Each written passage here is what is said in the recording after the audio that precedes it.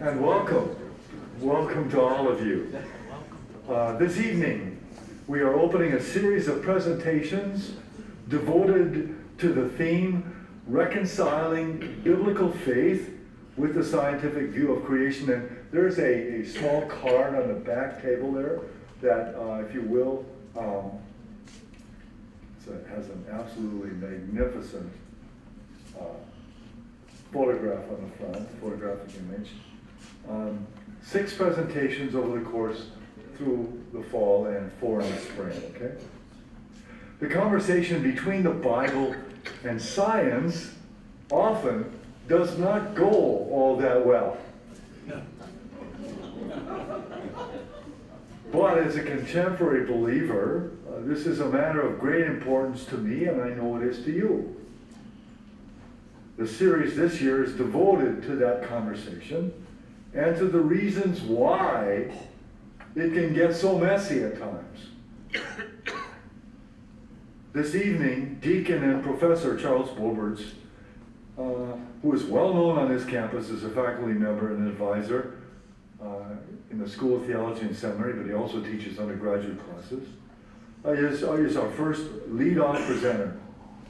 He did his undergraduate work here at St. John's, a Master of Theological Studies at Harvard University, and his doctorate at Yale. He was ordained to the diaconate for the Diocese of St. Cloud in 1997, and he serves as a deacon on the staff of Pax Christi Parish in the Archdiocese. He teaches New Testament and patristics. By New Testament, I mean Gospel of Mark, Gospel of John, and other things as needed, and homiletics. And he and his wife Mary have 2 grown children, Sarah and Thomas. A key research interest for Charles is the formation of the Gospel of Mark and the way that it incorporates liturgical themes of Eucharist and baptism into its overall narrative. His book, The Gospel of Mark, a liturgical reading, argues that the Gospel itself is a narrative interpretation of early Christian ritual. He's also published a diverse set of essays, both very scholarly and pastoral dimensions of doing theology. The title of his presentation this evening is, "And God Saw That It Was Good, the Goodness of Creation and the Persistence of Evil in Biblical Views of Creation." Please give Charles a warm Collegeville welcome.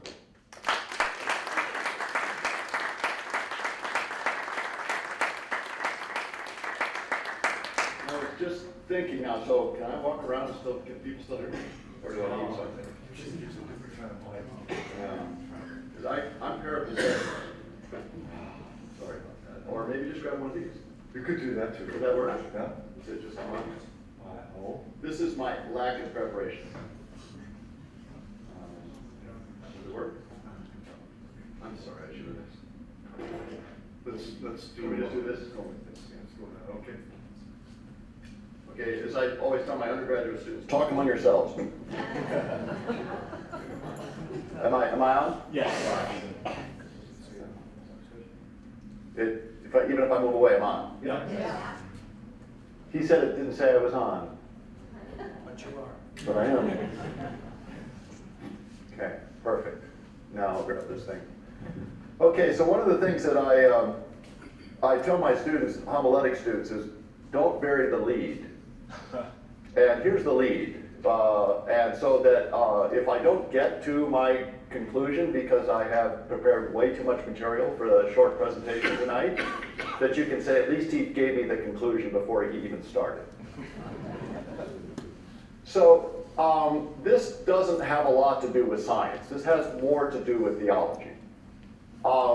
And I think that that's a really great conversation to have, and I expect others who are more science-oriented will have that conversation with you.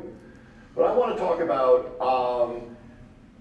creation from a theological perspective tonight.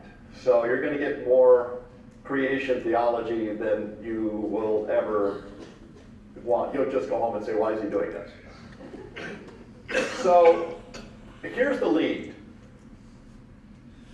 The controversy in the early Christian church, the largest controversy, the most interesting, and the sort of the central conversation of the early Christian churches had to do with the nature of the resurrection of Jesus Christ, which might, for some of you, be like, well, isn't that just a given? But here's the controversy. In the worldview that was dominant in the intellectual milieu of the day, which was informed by what we refer to as Middle Platonism, or you can just think about Platonism. The idea was that the world, the spiritual world, what Plato referred to as the world of the ideal forms, or the ideas. Plato thought that God was essentially an entity that thinks, and what God thinks is the architecture of the universe. So that world that God is thinking, and we would think about it as an intellectual world, is the real world. And it's the world to which we should attain. Right? So we, as thinking people or thinking entities, place ourselves into a relationship with God quite naturally as we think, as God thinks, and literally a kind of Vulcan mind meld, right? You kind of get into the world of God through the world of thought, of thinking.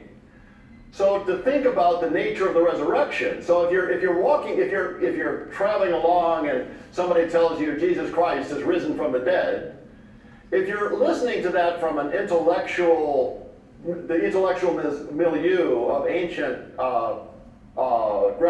Greco-Roman world, your initial reaction would be resurrection from the dead. That must be some kind of spiritual, intellectual resurrection. Because it cannot, should not, and it would be a category mistake for it to be a corporeal resurrection, a bodily resurrection. Right? So why? Because for Plato, the world that what we think about is the real world of stuff, of chairs and bodies and material things, is inferior. It's manifestly inferior to the spiritual world. So Plato is a dualist. And that inferiority inheres in the fact that everything that is of the material world is temporary, fades, degrades, corrupts. It is not eternal, and it does not have perfection. So if you then think about the resurrection of Jesus Christ, if it was a resurrection of the body, that doesn't make any sense. Why would God raise Jesus in anything other than a pure spiritual, intellectual form?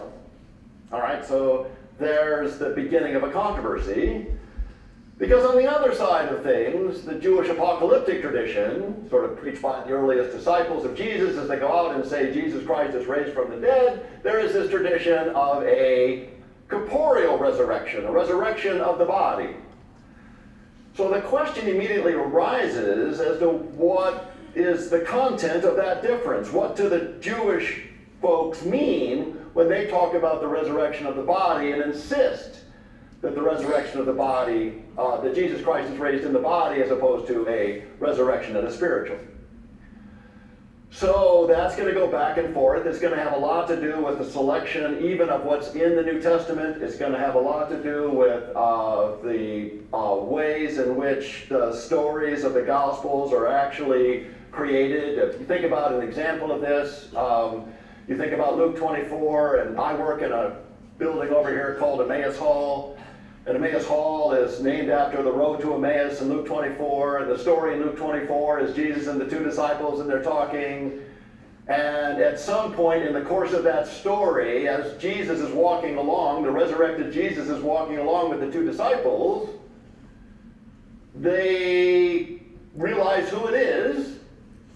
And then he insists that he's a body, right? And he insists that he's a body, and he's so insistent that he's a body, being the resurrected Jesus, that he chooses to eat a fish right there in front of them. Like, if you're a spiritual entity, why would you need to eat a fish? And the thing to get about the gospel narratives is that they are constructed theologically as arguments. They are trying to make, in the form of a story, a theological point. And that's true for the individual stories of the Gospels, and it's true for the overall narrative pattern of the Gospels, which might be surprising to you that the narrative pattern of the Gospels that we have, the four that we have, are patterns of Jesus of Nazareth being born, except for the Gospel of Mark, we'll get to that in a minute, but and Gospel of John. Okay, so Matthew and Luke, Jesus Christ is born and moves through his ministry, then he dies and rises, right? So the giveaway point there is Jesus Christ is born. Well, if you're a full spiritual entity, why would you have to be born, right? Why couldn't it be, as in some of the other Gospels at the time of the New Testament, why couldn't it be that the Spirit of God simply inhabited Jesus, whoever the body of Jesus was, and taught as Jesus taught, and then when Jesus was done teaching, why couldn't that spiritual entity that was inside of Jesus simply move out and go to the spiritual heavens again? So Jesus doesn't have to be born, he certainly doesn't have to die, and he certainly doesn't have to be raised from the dead. So that the narrative pattern of the Gospels is an argument. It's an argument about what we refer to now, we think about now as the incarnation, the becoming flesh and blood of Jesus Christ, which would have to be argued in the context of the first century. This is something that is very difficult for us because after 2,000 years, we take that as a given. But it would not be taken as a given in the context of the ancient world. So it's point number 2, not bearing the lead. What does it mean to say that Jesus Christ is raised from the dead corporally in the body? What is the content of a corporeal resurrection for the apocalyptic Judaism of the time? Well, it's not simply that Jesus got up and, oh my gosh, isn't that amazing? But it is the beginning of the restoration of the entire creation. The firstborn, as Paul says, the firstborn of the creation. So, what? Now just contemplate that. So that in the resurrection of Jesus Christ, the creation, all of the creation is being restored. And then the interesting thing is being restored to what? What is it that is what we refer to in theology? What is the eschatology? What is the purpose of the creation? And in Jewish apocalyptic understanding, the purpose of the creation and us in the creation is right relationship with God. Right relationship with God. What Matthew terms the word in Greek, diakosune, righteousness.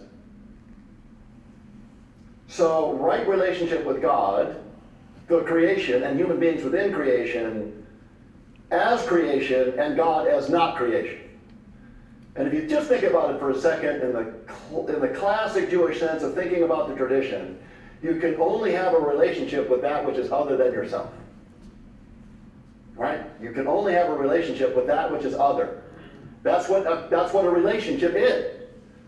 So the idea that the creation is in right relationship with God, with humans as part of the creation, is the eschatology of the creation, which is also the eschatology of all that Torah stuff that the Jewish people are doing. Right? So the idea that the Jewish people would practice Torah, when I say practice Torah, this gets down into the weeds. But one illustration I use all the time for this is to practice Torah is to eat right. Not on your local diet, right? But to eat right, which would be to follow the rules of how to eat as a Jew, the rules of diet, kosher rules of diet, right? You eat as a Jew to somehow, in the eating of some foods and not others, to recognize the order of creation in right relationship with God. And all those other things that you do as a Jew is to recognize that to be a Jew following Torah is to place yourself and your community into right relationship with God. So the later rabbis have this understanding that if the Jewish people could follow Torah in the right way for 3 days in a row, then we'd be there and we wouldn't have to worry about anything ever again. We'd be at salvation. Right? Now just think about those two differences. In the Jewish apocalyptic understanding, to follow Torah, to be in right relationship with God, is the eschatology, or the purpose of the creation itself, which is, in the early Christian understanding, what happens with Jesus Christ. So why Jesus Christ has to be a corporeal resurrection is because apocalyptic Jews said, or would understand that to be the full moment of the full reality, the fulfillment of the scriptures, i.e. Torah, in the corporeal resurrection of Jesus Christ. Right? So there he is. Jesus Christ raised from the dead corporally is the full manifestation of Torah, the creation and right relationship with God. Therefore, all of the scriptures, everything about Torah, everything about the Old Testament applies to understanding the resurrection of Jesus Christ, which becomes the gospel narrative. You ever wondered why you get the constant interplay in the gospel narrative between what we think about as the New Testament, the gospel narrative, and the Old Testament? Because the truth about Jesus Christ resurrected, which is what the Gospels are about, telling you what that means, what the truth of it is the constant explication, the constant looking back to the Torah, to the Scriptures, to find out more and more about the full reality of what that is. And as my Father Dale and my Hebrew Bible folks always tell me, the New Testament is a kind of short midrash on the Bible. Kind of true. Okay, so all of that brings me then to what we begin to understand about the bodily corporeal resurrection of Christ inside the narrative of the gospel. That is that, and this is the tricky part, this is really the tricky part. The Gospels, the understanding of the resurrected Jesus Christ, right, the full manifestation of the Torah, the content of the Torah, is placed into the story that we think about as the story of Jesus of Nazareth. And this just kind of makes my head hurt as I think about it and write about it. Jesus of Nazareth in the gospel story is already the resurrected Son of God. The plot of the Gospels is that the resurrected Son of God has to die in order to be the resurrected Son of God. So one way to think about this is Back to the Future. You know, movie buffs, right? So in that movie, I'm at the stage where I can never remember the name of an actor, but in that movie, right, the famous actor, goes back in time to get his parents back together so he could be born, right?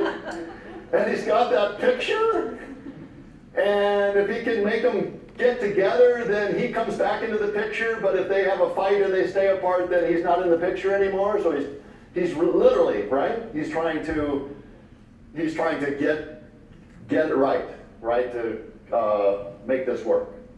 So the Gospels are actually stories that combine this understanding of the reality of Jesus as the resurrected Christ to get back into the story of Jesus of Nazareth.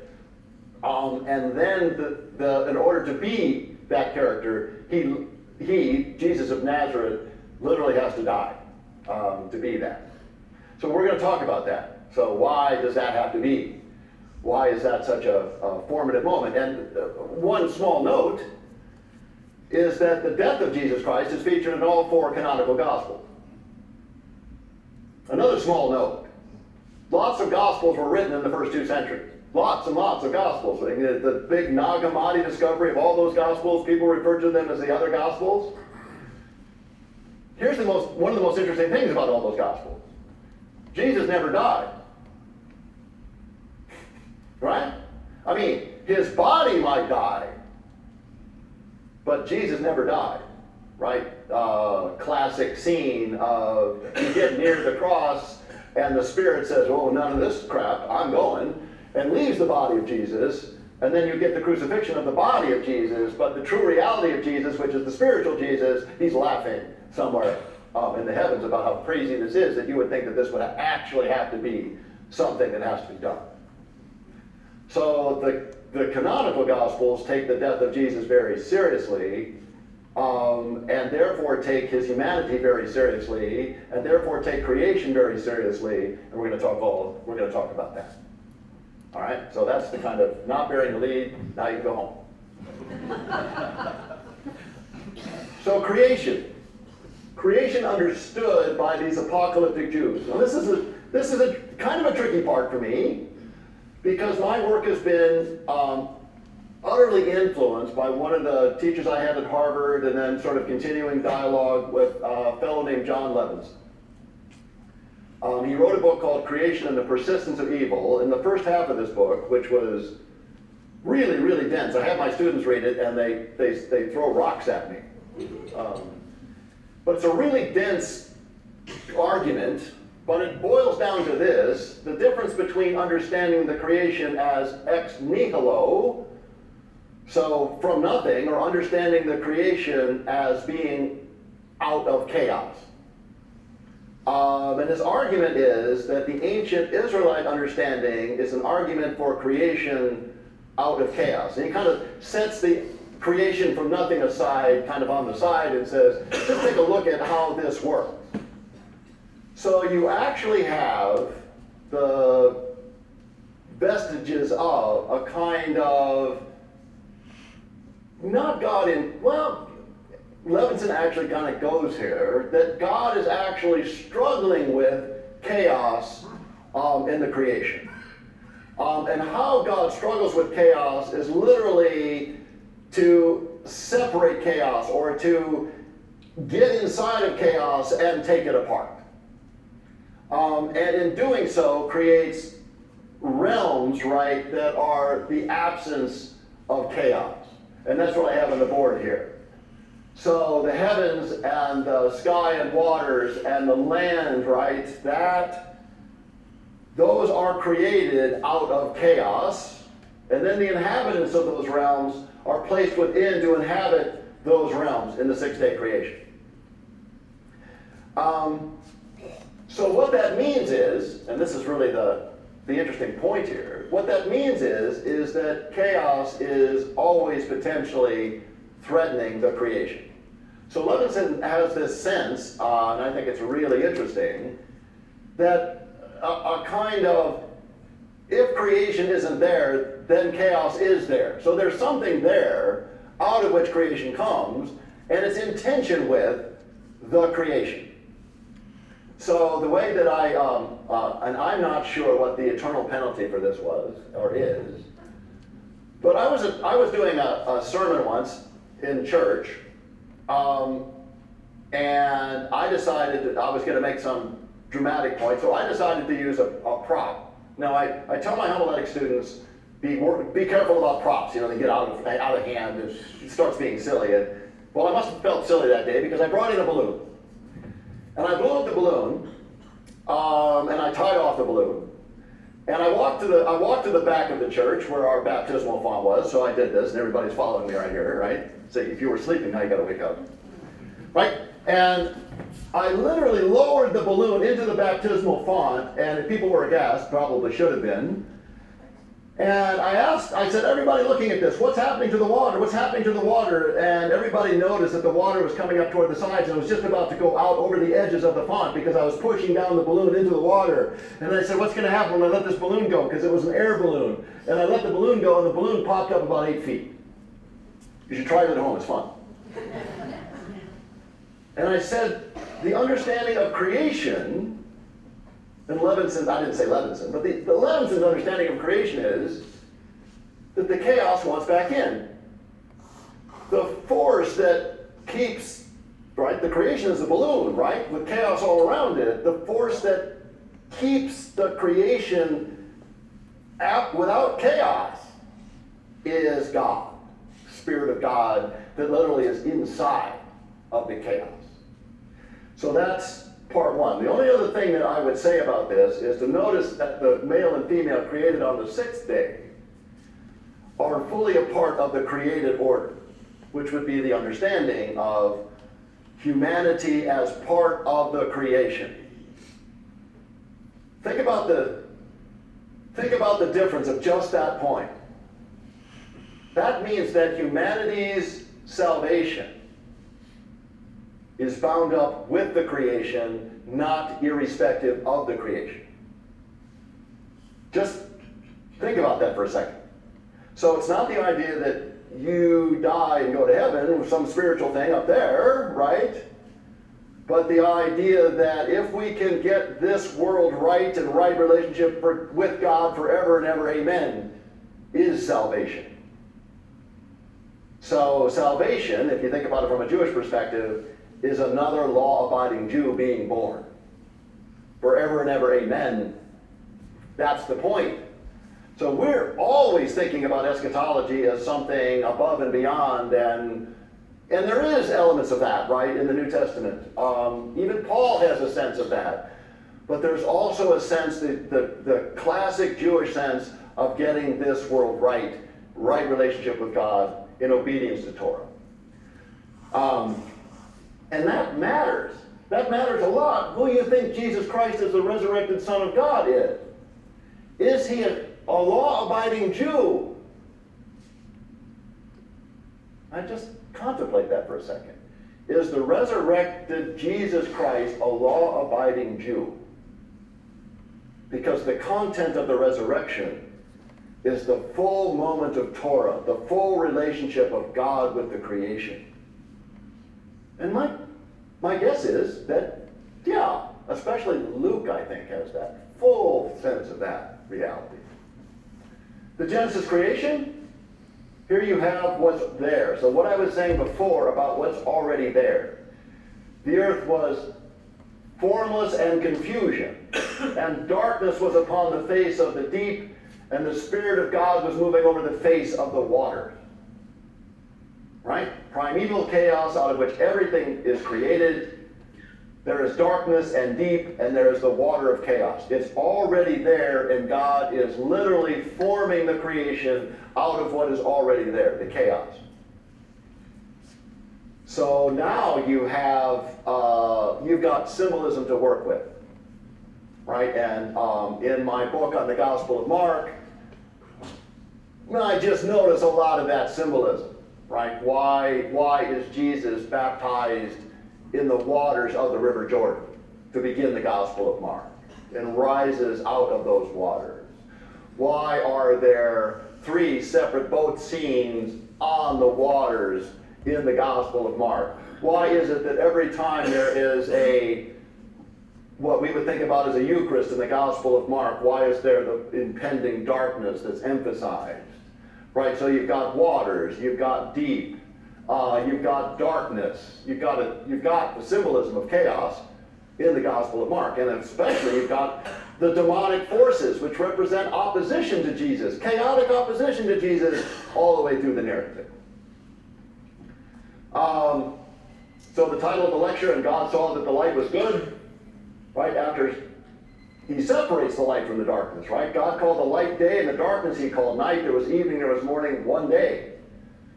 Right? So day is the movement from light, right, which is the absence of darkness, to not light, chaos, and back to light.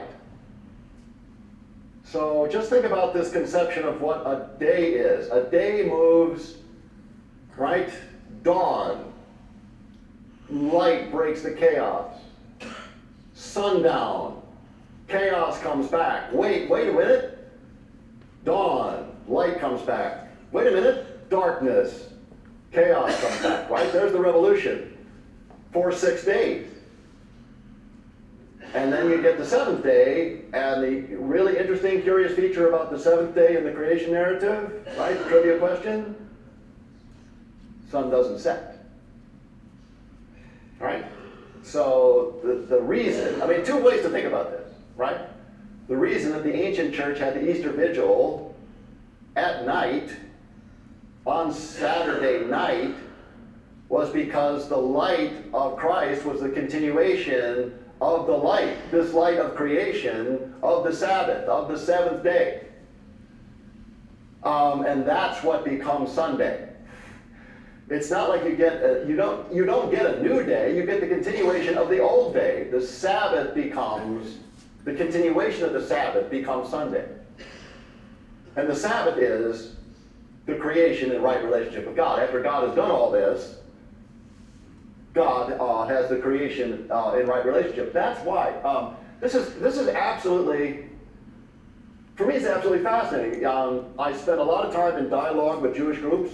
I thought very early on in my career that I had to get my students to synagogues for them to begin to understand to teach the Gospels without understanding a real strong sense of the Jewish tradition, I thought was, malpractice. And I still think it's malpractice.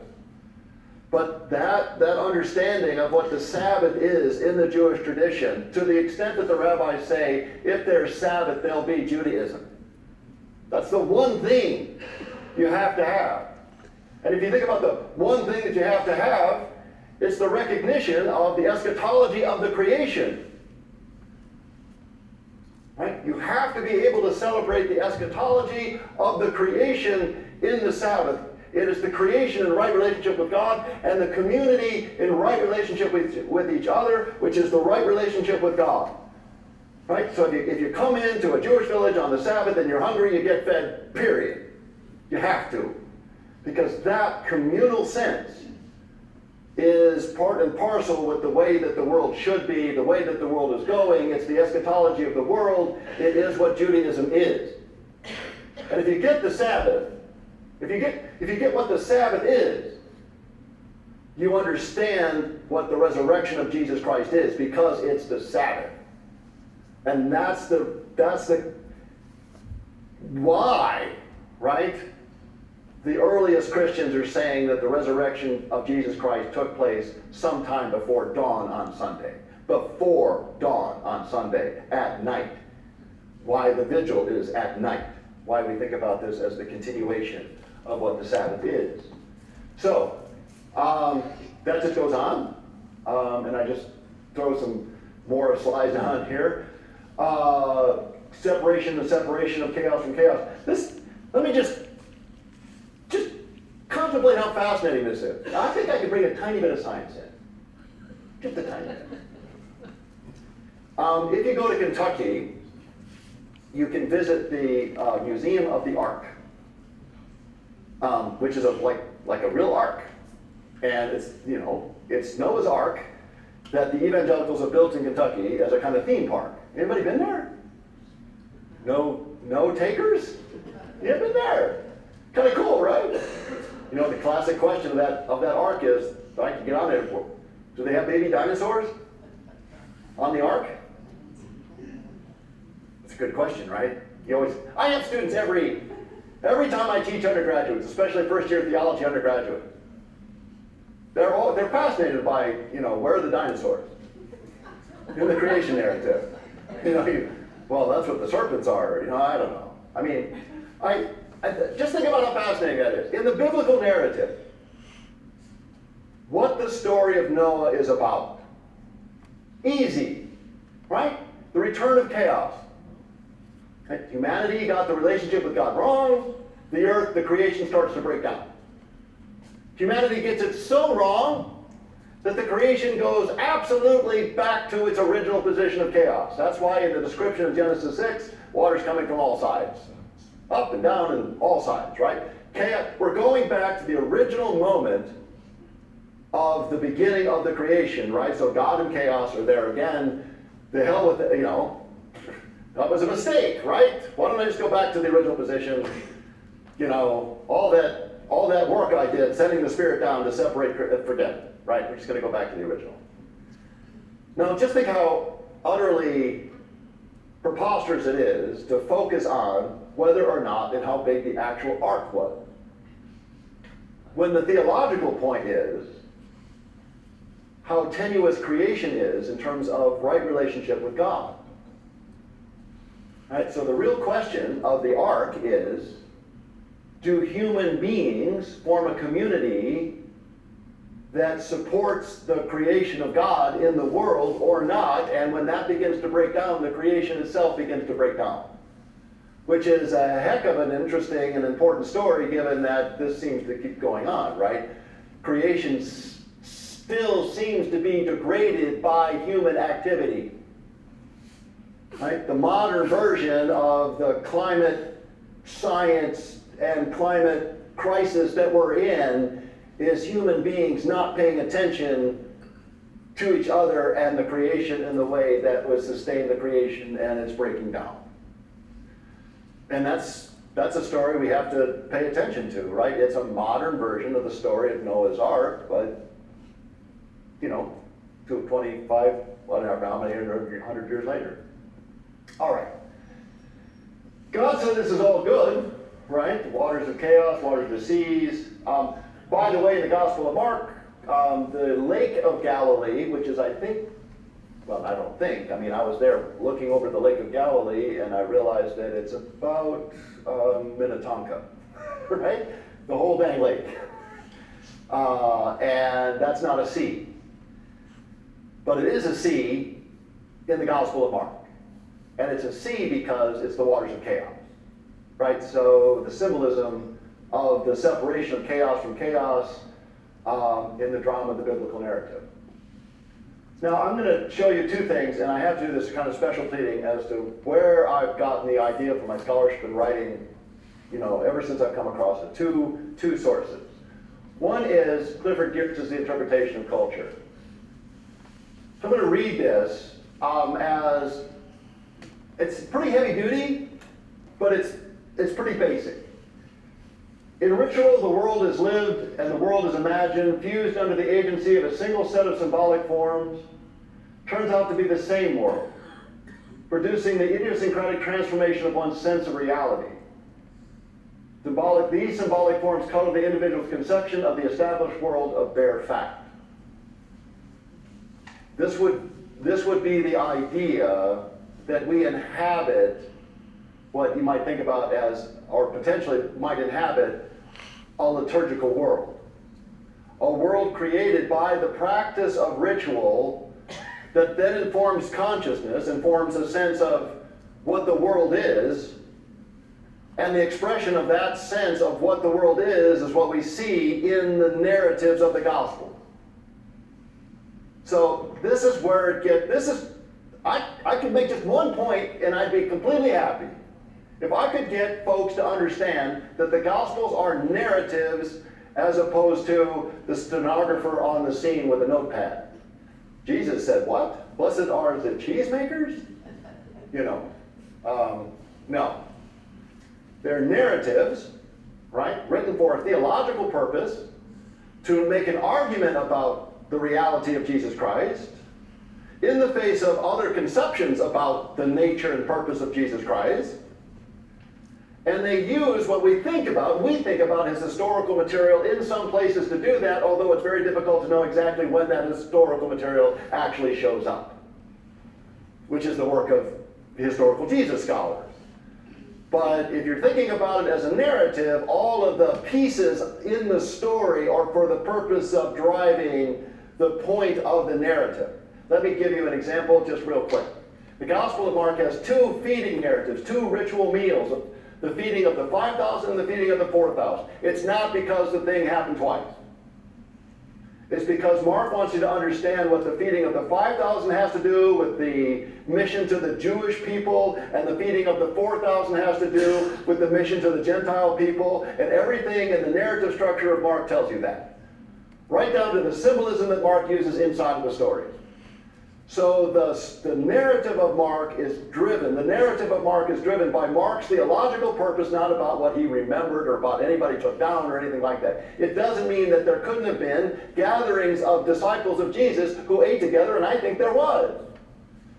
But the meaning of what that was is inside the stories that we see in the Gospel of Mark. At least Mark's interpretation of the meaning of what that was. So that, in terms of what this does for my work, How was the imagination, or put that differently, how was a sense of the reality of Jesus Christ that was made present to these early Christians in their ritual gathering, in the Lord's Supper? How did they, from that understanding, then create the narrative that we see as the gospel? What's the link between the experience of the reality of Jesus Christ in the ritual of the Lord's Supper and the narrative of the gospel? Now, I'm not going to bury the lead here. If you ask me what the single biggest moment of revelation was in the coming of Jesus Christ, I would say that it was in this off the charts, oh my God moment of the fullness of Torah, the fullness of the scriptures, the reality of the new creation is in this new human community that violated every single way of being a person in the world, in the ancient world. Slaves eating with their masters.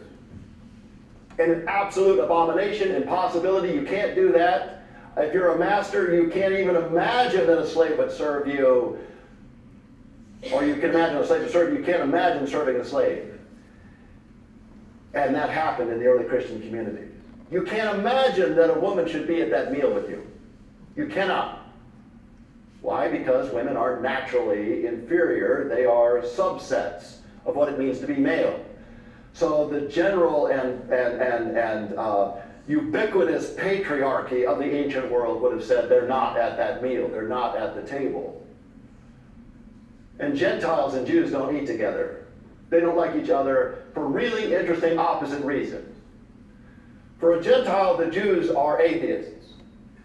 Why? They don't worship the gods. Why should you worship the gods? You worship the gods so that the gods will smile upon us and our city-state, where we live, will have peace and prosperity because we worship the gods in the right way. The Jews refuse to do that. Therefore, they are outcasts. They are to be disparaged. They are the wrong sorts of people.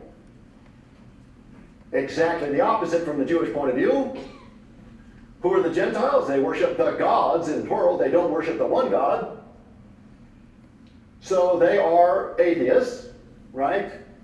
And they are to be disparaged entirely.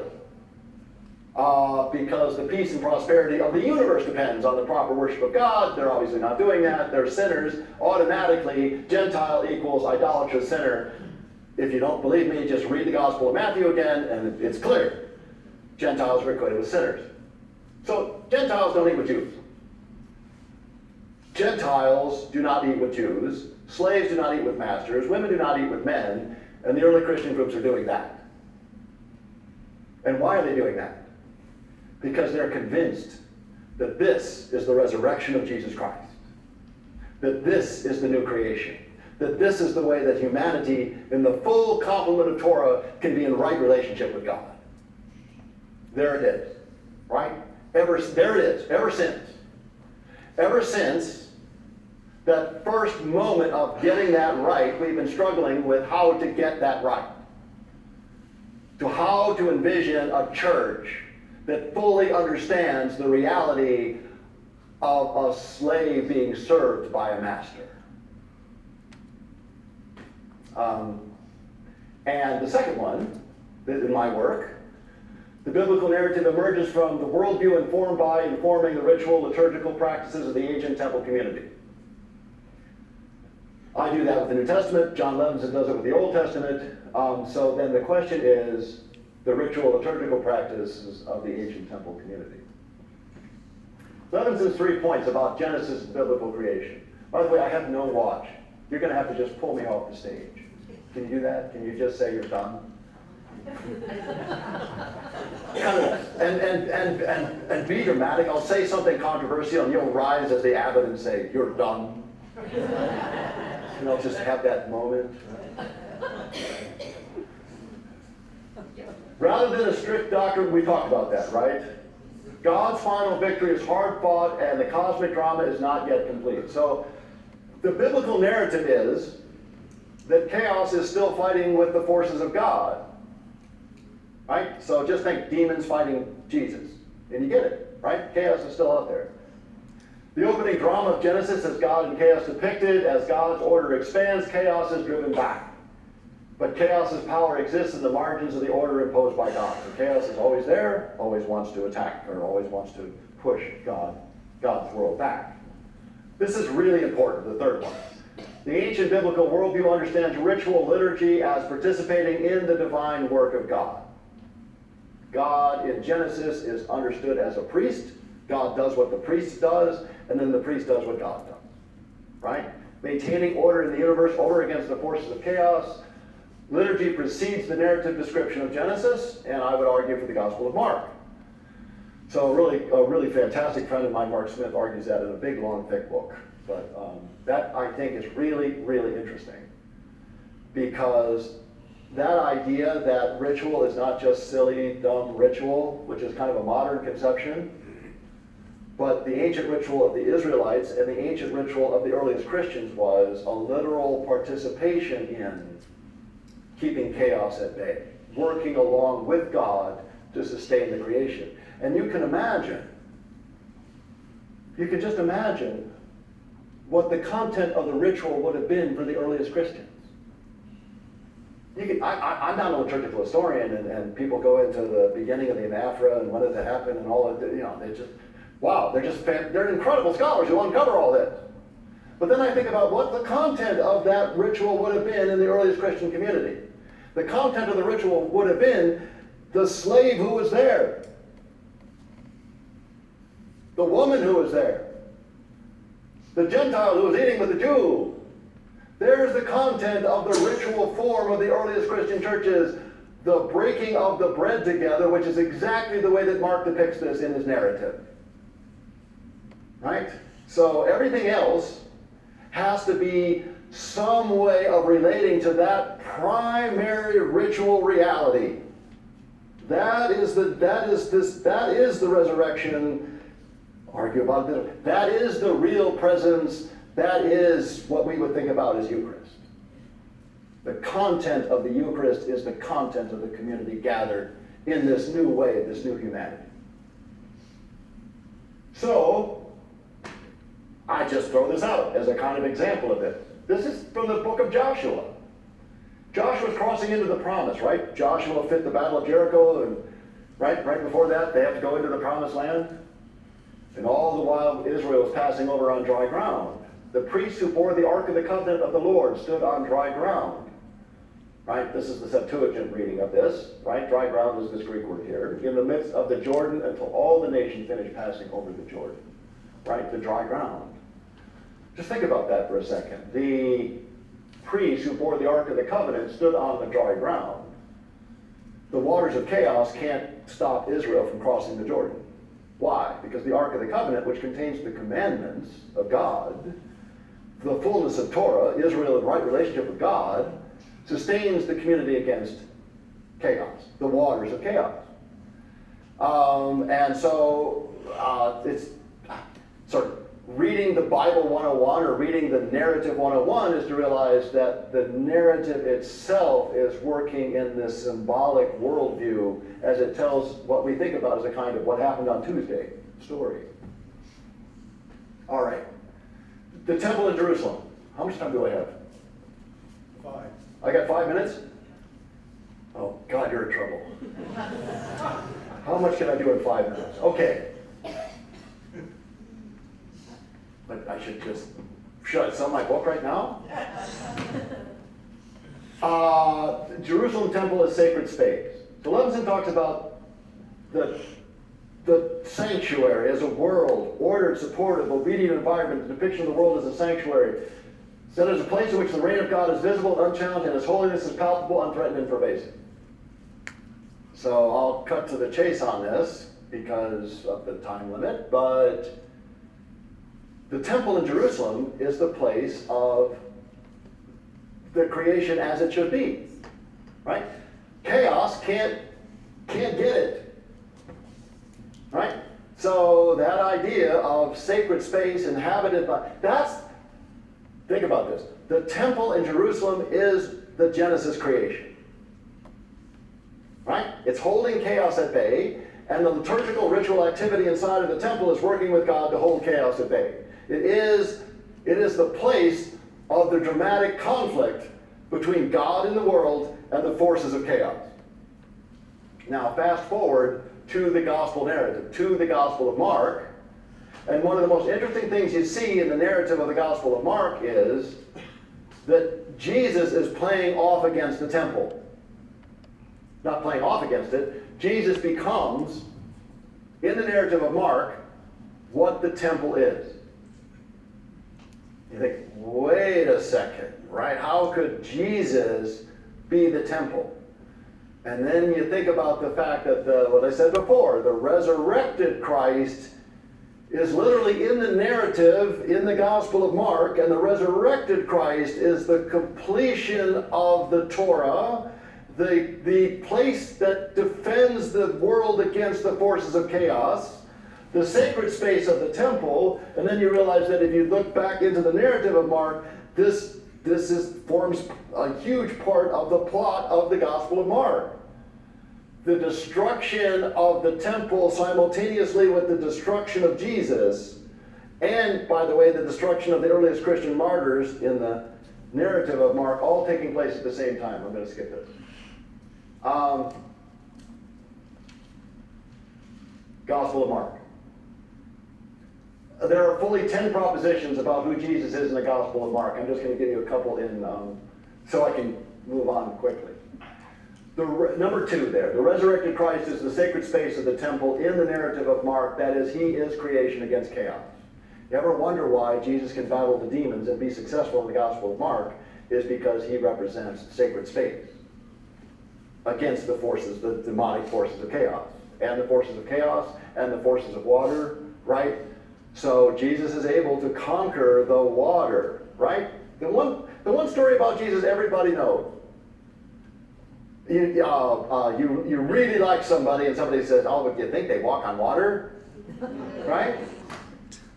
Jesus walks on the water. Well, it's not an accident that Jesus, the resurrected Christ, walks on the water, i.e., he's walking on chaos. Right? And that entire story is representative example of who the figure of Jesus is in the gospel as already the resurrected Son of God who is conquering chaos within the narrative of the gospel, who has to then proceed from that moment on toward his death. So the moment of realizing that the resurrected Jesus, in order to be the resurrected Jesus, has to die. So there's a bunch of these. I'm going to skip them. I'm going to show you. I just want to show you. Let me think if I can go to this is a good sequence to get, right? We've been talking about the temple, chaos creation. He taught and said to them, this is Jesus in the Gospel of Mark, "Is it not written that my house will be called a house of prayer for all the Gentiles? But you have created here a cave for thieves." It's clear in the Gospel of Mark that the house of prayer for all the Gentiles is Jesus, the resurrected Christ. Right? As opposed to what's happening to the opposition in the narrative of Mark. He came out of the temple, one of his disciples said to him, "Teacher, behold these great stones and these great structures." Jesus said to him, "Do you see these great buildings? Not one stone will be on another stone." Right? Which is not destroyed. And that word destroy is apocalyptic, chaotic destruction. Mark uses it all the way through his narrative for the death of Jesus. Just that one thing would tell you. Right? Mark doesn't say Jesus, let's give an example here. When the scribes and Pharisees plot against Jesus, Mark says, they plotted how to destroy him. It's not to kill him or to, it's to destroy, cosmic destruction. You know right away that you're in a point of cosmic battle in the narrative of Mark. Now the people, right, the early Christians that are behind the narrative of Mark, Jesus says they will hand you over to council and synagogues to be beaten. You will be made to stand before Roman governors and kings as a martyr before them for my sake.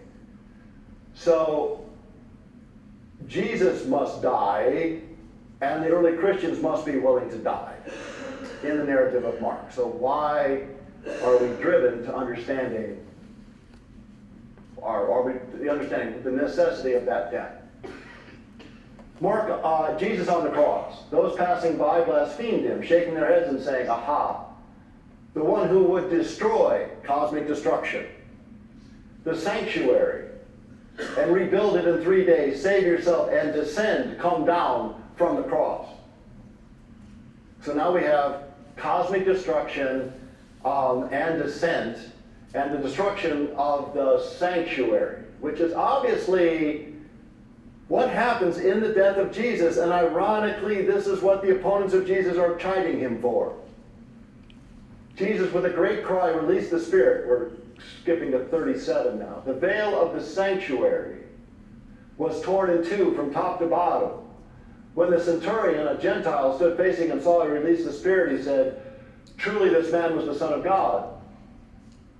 Most of you read in a translation how he breathed his last or something. In the Gospel of Mark, the death of Jesus is the release of the Spirit.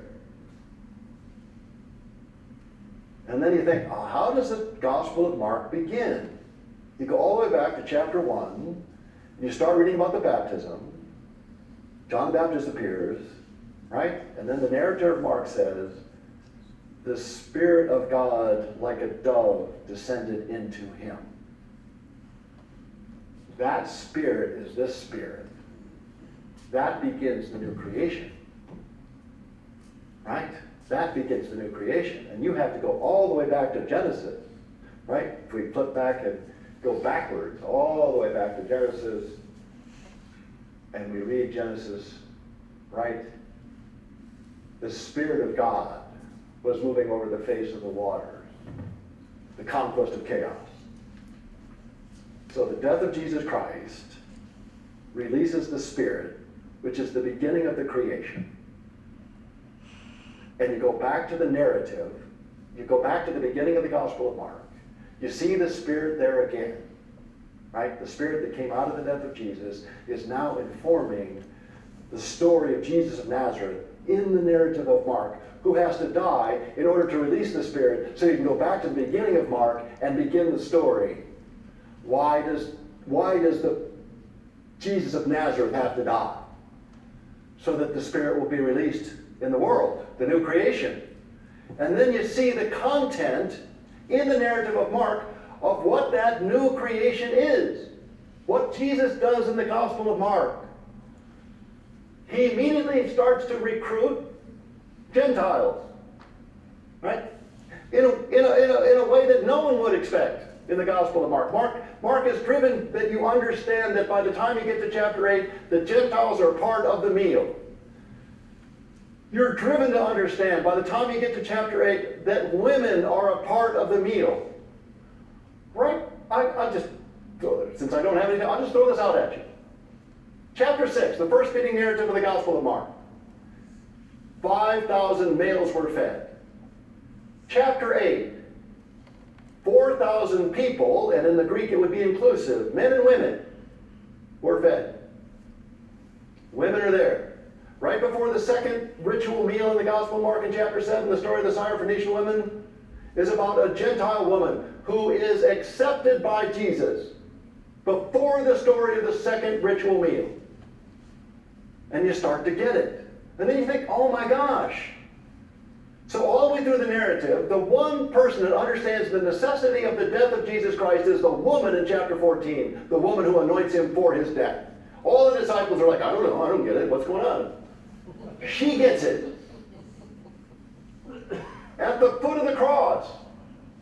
Right? At the foot of the cross, Mark tells us that the women are the ones who are there. And you start to get it. Right? That narrative is driven by the inclusion of Gentiles and the inclusion of women at the restoration of the creation, which is the Spirit of God and the creation that's released at the death of Jesus that creates the Christian community. If Jesus doesn't die, there is no new creation. And here's something just to think about. It is not the atonement for individual sin which it can be later in theology. I'm all happy with that.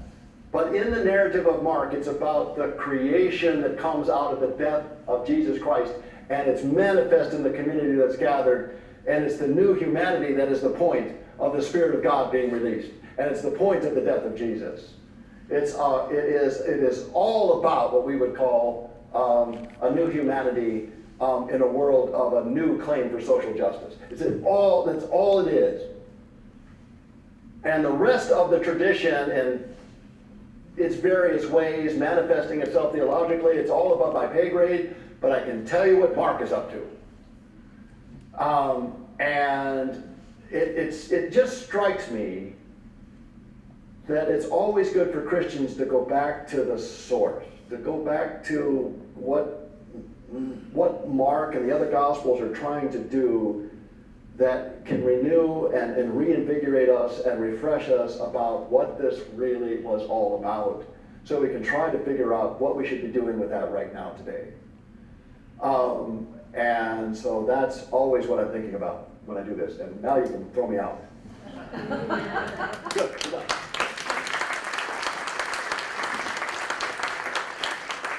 38 slides, I think I got this 8. Not bad. So, we have questions now, right? Yes, we do. Q and R. No hard questions. Thank you, Charles. Thank you so much for an impassioned presentation. So, wow, lots to think about. Yeah. But especially as we look at this, what you have presented us here with, and I'm just trying to break this open because I'm thinking of you as listeners, because trying to think about this. Some dear person coming up to Genesis 1 and saying, this is an account of how the world was created. Yeah. You have just blown right past that and really framed it within a context of a symbolic world. Yeah. How do Jewish rabbis deal with the issues in terms of chaos, creation, and that dynamic that moves through the Jewish scriptures? I wish I knew more about. So you think about modern rabbis? And The yeah, rabbinical tradition. yeah. Levinson is, and he's the master of this. He's constantly appealing. He developed his whole notion of the struggle of creation against chaos. He's mostly referring to the rabbinic commentaries who understood it that way. So my guess is that that's a very strong feature within the Jewish tradition. And just the idea that God is that there's a worthy opponent to God, but God is the one that bests the worthy opponent in the doing of Torah. Right? So there's a kind of a celebration of the victory of God, and knowing that it was a costly victory, in a sense.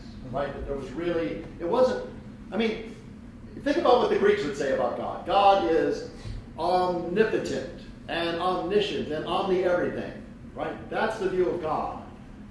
And Dale will have to chide me for this, maybe right after this, but as I look at the Jewish scriptures, I see a God who is not omni-everything. Right? A God that can change God's mind. A God that can be drawn to mercy. A God that can be joyful with God's people. A God that can laugh. Right? And you think the Greeks would and they do, because in the Septuagint version, which is where I spent all of my time, they tend to tone down all of that. How could God be that? How could God be compassionate? That would be showing a human emotion, and God can't be that. So I think the short answer to your question is that the Jewish tradition, including the rabbis, I think has that sense of God much more as part of their tradition. I want to open this to others. I just wanted to jump start it, okay?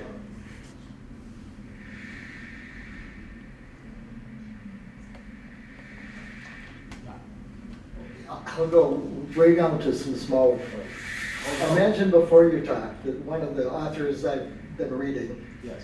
is Gerald Schrader, Yes. who is a Harvard PhD physicist, Yes. and he teaches Torah Yes. to rabbis. Yes. So I love this. He speaks a lot of creation from chaos to order. Yes. And he marries it to science, to law of entropy, much like There you go. you did, Right. right? Yeah. And then he carries it, much like you, way beyond my brain. Yeah. That marries the science and the theology, or certainly the Torah Bible.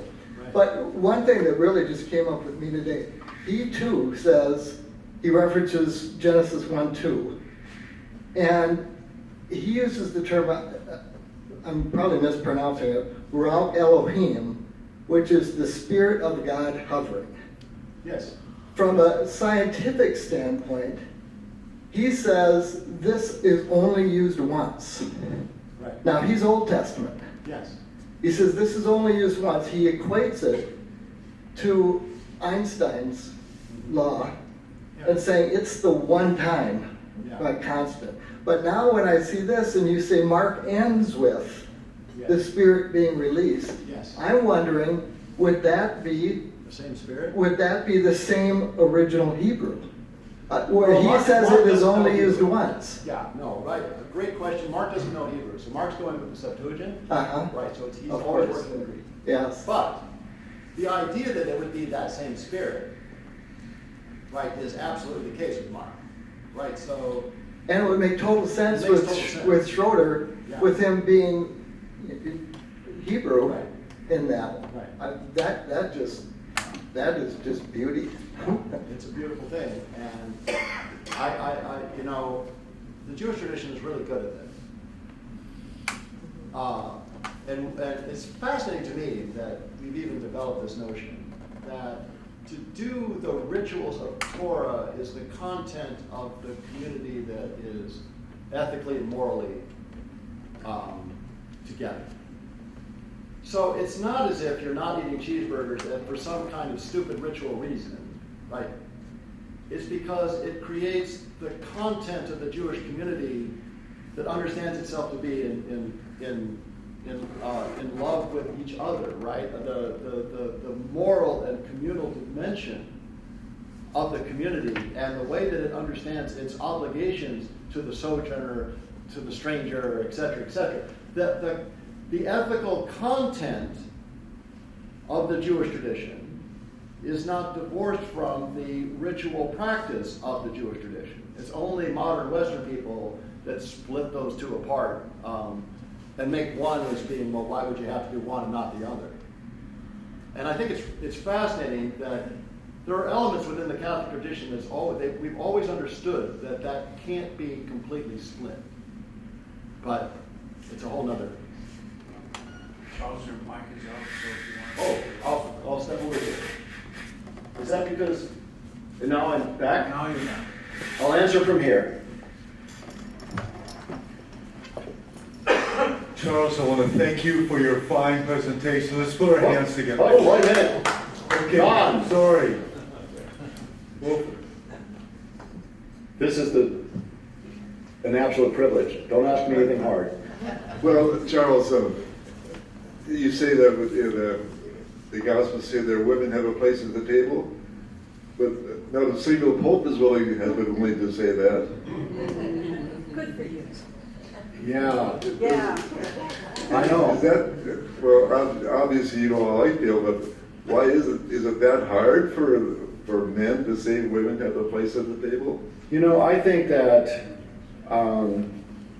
I tell my students this. I think that what we've undergone in my adult life, what we've undergone is a revolution in the understanding of gender. I mean, a complete and utter revolution. And I have lots of stories about this because my wife was an executive and she made her way up through the world of males. And she's got story after story about that world, the patriarchy of that world. And I'm 62, she's 60, and I guess we're old now, but it's not that long ago. So the real interesting theological question is, what do we do with this new data, with the new experience of understanding the role and place of women within society, which is completely, I think, revolutionary.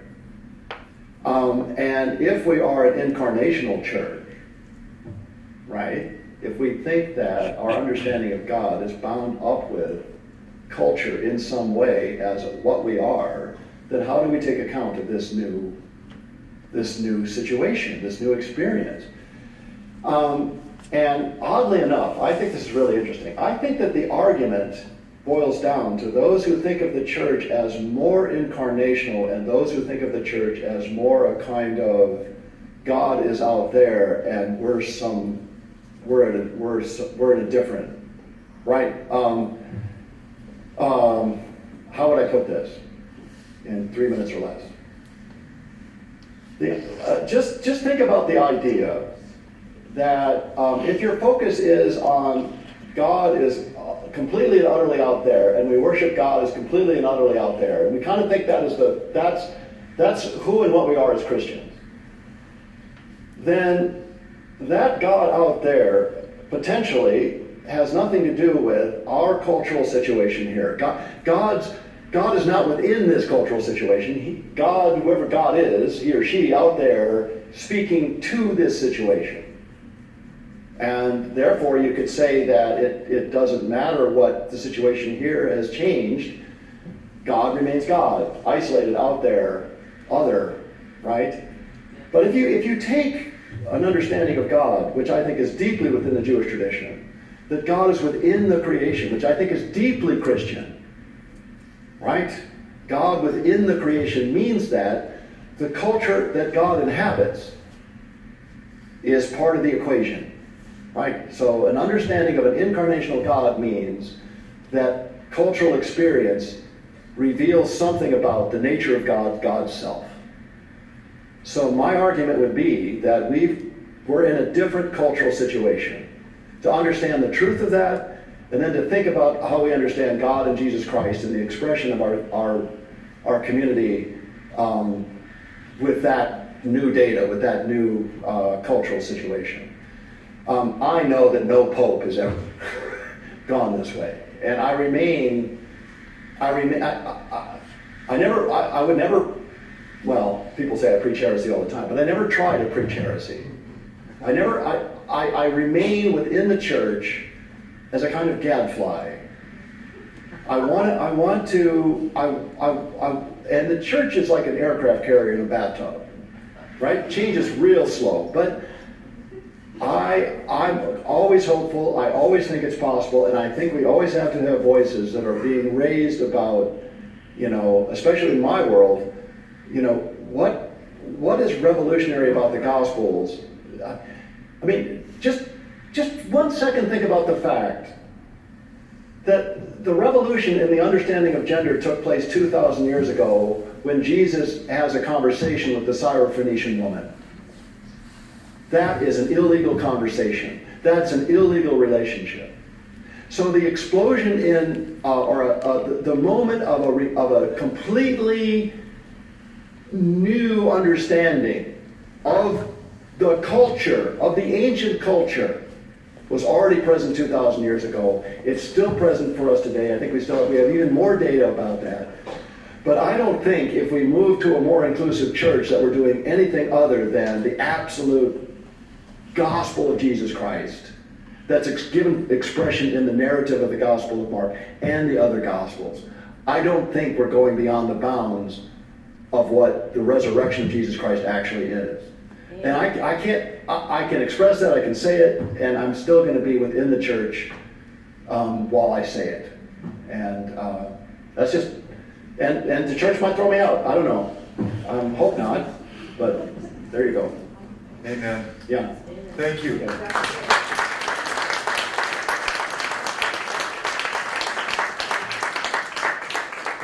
It's the virtue of being old with tenure.